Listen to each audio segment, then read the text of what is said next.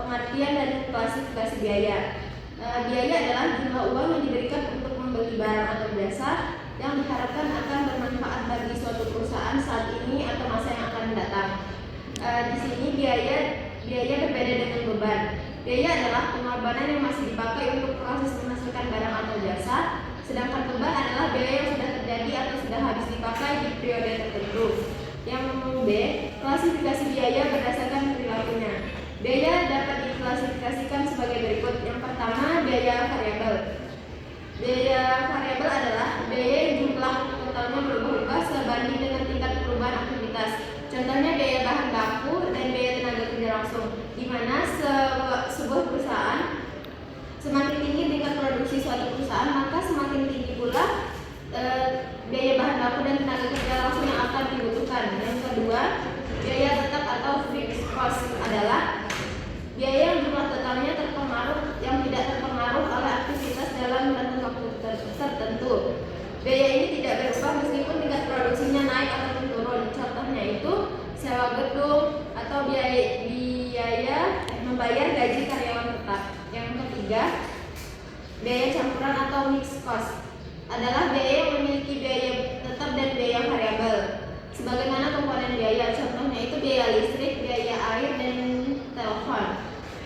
Biaya air dibayar setiap bulannya dan ditambah dengan biaya pemakaian yang berubah-ubah sesuai dengan penggunaannya. Baik, saya Mujarati dengan NIM 3423116 yang akan melanjutkan materi yang keempat, yaitu laporan laba rugi dengan variable costing. Full costing adalah metode perhitungan biaya produksi yang memasukkan semua biaya produksi, baik yang variabel maupun yang tetap. Artinya, overhead tetap dianggap sebagai bagian dari biaya produk. Metode ini biasanya digunakan untuk laporan eksternal karena sesuai dengan standar akuntansi. Sementara variable costing hanya memasukkan biaya yang bersifat variabel saja ke dalam biaya produksi. Untuk overhead tetap, metode ini menganggapnya sebagai biaya periode, sehingga tidak dimasukkan ke harga pokok produksi, tetapi dicatat sebagai beban langsung pada periode tersebut. Nah, sekarang kita lihat tabel pertama, yaitu laporan harga pokok penjualan untuk periode 2019. Pada variable costing, biaya produksi hanya terdiri dari biaya bahan baku, biaya tenaga langsung, dan biaya overhead variabel. Kemudian, total biaya produksinya menjadi 346.000. Lalu barang siap jual dan persediaan akhir di proses seperti biasa, dan hasil akhirnya yaitu harga pokok penjualannya 311.400. Nah, di sisi lain, full costing biaya produksinya itu lebih besar daripada metode variable costing karena tidak hanya bahan baku, tenaga kerja langsung, overhead variabel, tapi pada biaya produksinya itu juga menambahkan overhead tetapnya. Jadi di total biaya produksinya menjadi 506.000, barang siap jual dan persediaan akhir produk jadi 632.500 dan 177.100, mendapatkan hasil akhirnya HPP dengan 455.400. Jadi full costing menghasilkan HPP lebih tinggi dibanding variable costing karena overhead tetap dimasukkan kepada biaya produksinya. Kemudian kita masuk kepada laporan laba rugi untuk periode yang berakhir pada 31 Desember 2019. Pada variable costing, laporan disusun menggunakan konsep contribution margin atau margin kontribusi. Langkahnya seperti ini. Penjualannya 1.350.000 dikurangi dengan HPP 311.400 dan dikurangi dengan overhead kurang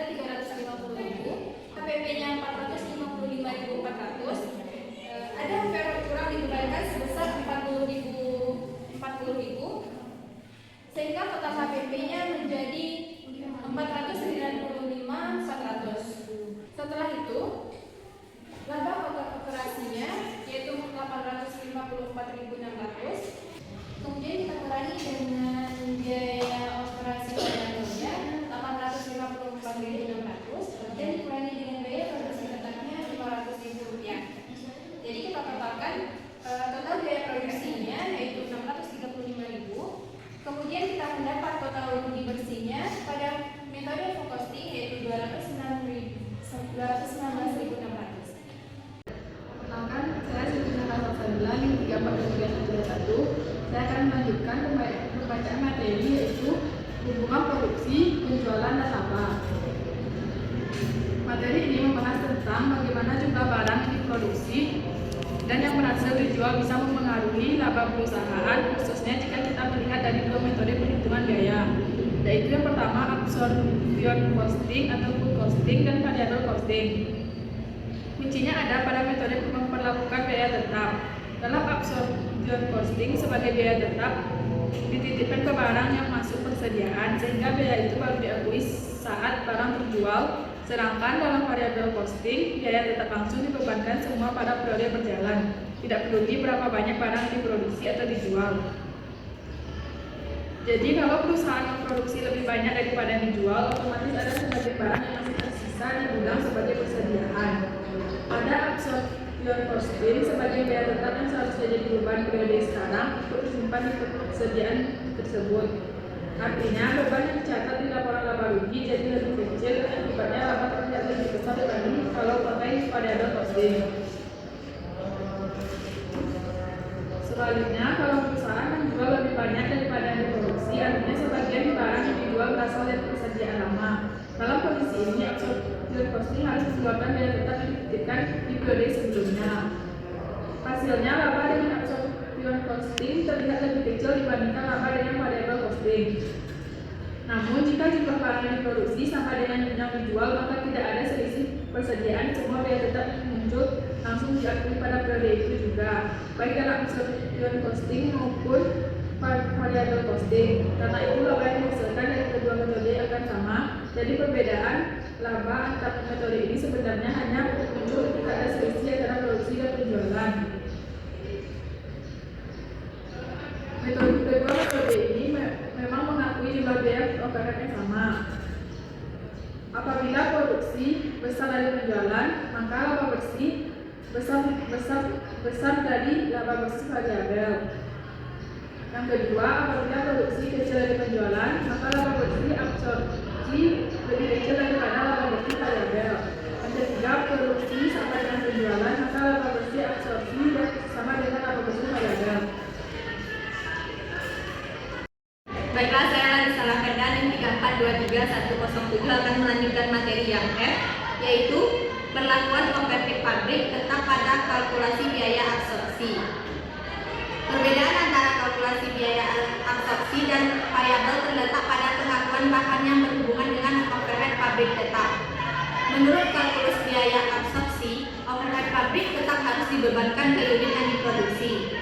Hal ini menciptakan dua masalah yang belum dibahas secara eksplisit. Yang pertama, bagaimana kita mengevaluasi overhead pabrik yang dibebankan berdasarkan jam tenaga kerja langsung atau jam mesin terhadap overhead pabrik yang ditetapkan untuk unit-unit yang diproduksi. Kedua, apa yang dilakukan apabila overhead pabrik aktual tidak sama dengan overhead pabrik yang dibebankan. Masalah pertama dapat diatasi dengan mudah. Misalkan overhead pabrik ditetapkan atas dasar basis jam tenaga kerja langsung. Yang kedua, membutuhkan pemikiran yang lebih dalam. Yang pertama, kita harus menghitung overhead pabrik tetap yang ditetapkan dan membebankannya kepada unit yang diproduksi.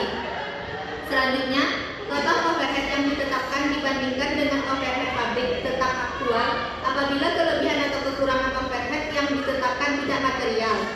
Overhead pabrik tetap dimasukkan ke dalam harga pokok penjualan. Setiap unit yang masuk ke dalam persediaan akhir mengandung overhead pabrik tetap yang diciptakan. Overhead pabrik variabel yang juga dapat ditetapkan terlalu tinggi atau terlalu rendah diperlakukan dengan cara yang sama. Perkenalkan, nama saya Rasa ini dengan 342313 akan melanjutkan materinya yaitu kalkulasi biaya variabel dan evaluasi kinerja manajer. Kalau kita mau menilai kinerja seorang manajer, biasanya kita lihat dari laba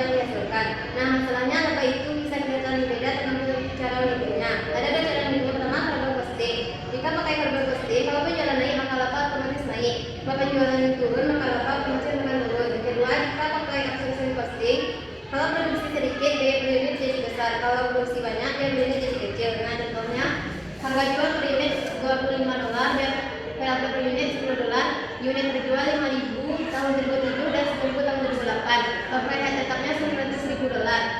Nah cara menghitung harga costingnya itu tahun 2007 harga jual per unit dikurang biaya per unit dikali unit terjual biaya tetap. Nah tahun 2007 nya harga jual per unitnya akan $25 kurang $10 dikali 5.000 kurang $100.000.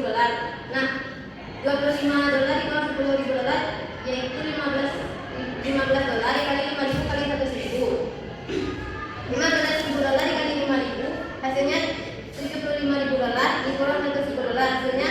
Nah di sini $25.000 di sini akan terjadi kerugian pada tahun 2007. Nah pada tahun 2008 $25 dikurang $10.000 dikali 10.000 dikurang $100.000 sama dengan $15 dikali 10.000 dikurang $100.000.